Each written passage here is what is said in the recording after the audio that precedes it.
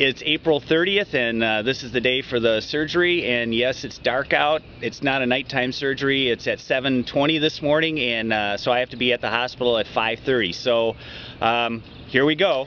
Well, okay, I'm getting prepped for surgery right now, and you never met Dr. Butler because I started doing this after I was diagnosed. So here's the guy who's going to do the driving today, Dr. Butler, to tell you know what's going on. Paul, we're here today, and the main thing before surgery is to ask you, do you have any final questions before we go ahead? Make certain that you're comfortable, and then explain what's going to happen from here. It's about, what, 6:30. Your operation is scheduled for 7:20. So in about a half an hour, 40 minutes, we'll take you back to the operating room. You give your wife a kiss and you can go back there.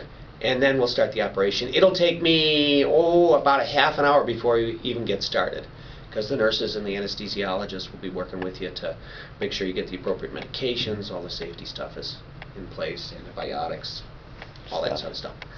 And then we'll get started. We'll call your wife a couple times during the procedure to make sure she knows you're okay and that things are all right.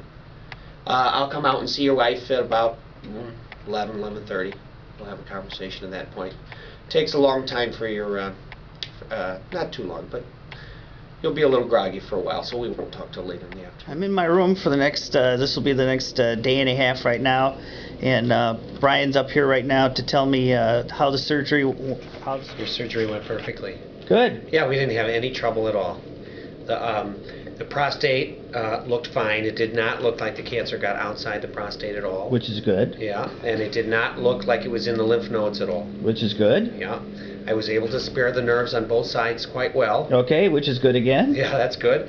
And that the connection between the bladder and the urethra went just perfectly. Mm-hmm. So I was real pleased with that. Went just fine. So there wasn't anything unexpected.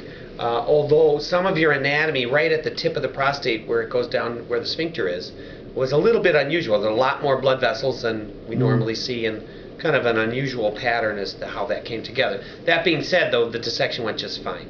I was very confident that the sphincter was spared well and all the blood supply that we could preserve stayed, and that we did a careful dissection of the apex. So I'm confident about how you're going to recover from this procedure. You didn't lose much blood at all, less than 50 cc's, so you will not need a transfusion unless something unforeseen happens. And so the main thing is to get you healing now.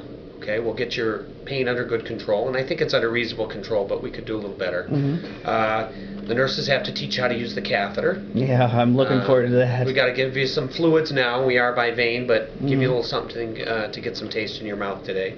And then we'll get you up and out of bed. I'm gonna, we're gonna be very mean to you. I'm gonna tell you, you got to get out of bed. You got to be walking in the halls with the help of the nursing staff. Can I run? You can, with the help of the nursing staff. I would walk. Okay. Crawl first, then walk, then run. Okay. But you'll be walking in no time. All right. Tonight, without much trouble. Tomorrow you'll be able to eat. Just take what you can take. Don't take more than that. It'll be solid food, and so you'll get a taste of it. But more frequent, smaller amounts is better early after surgery, because it takes longer for your stomach to wake up than it does for your head. But in summary, your prognosis, I believe, it will be excellent. Okay, and because the procedure went well. We won't know that definitively until we see the pathology, what it looks like under the microscope, and that'll take about 5 days to get that back. All right, so a week from today when I go visit you again, you should have those results then. Correct, but if I find out sooner, I'll give you a call. Okay. As soon as I find out, I try to call you right away. Okay.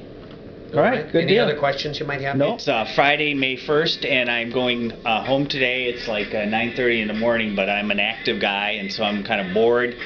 So I've brought something to keep myself entertained, and I'm pretty sure that this is the first time ever a helicopter has been flown in a patient's room. So I'm just going to keep myself occupied for a little bit.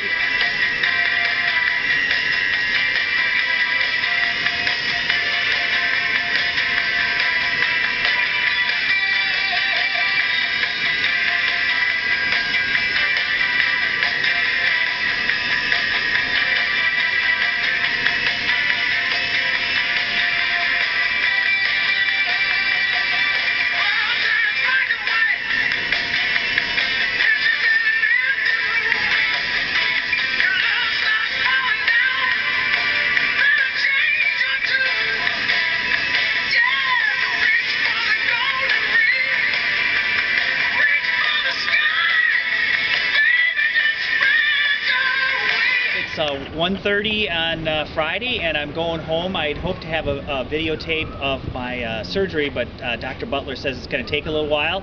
But I have a follow-up visit with him in a week, and I feel really good right now, and there's no pain, and so I'm happy everything worked out. I'm going home.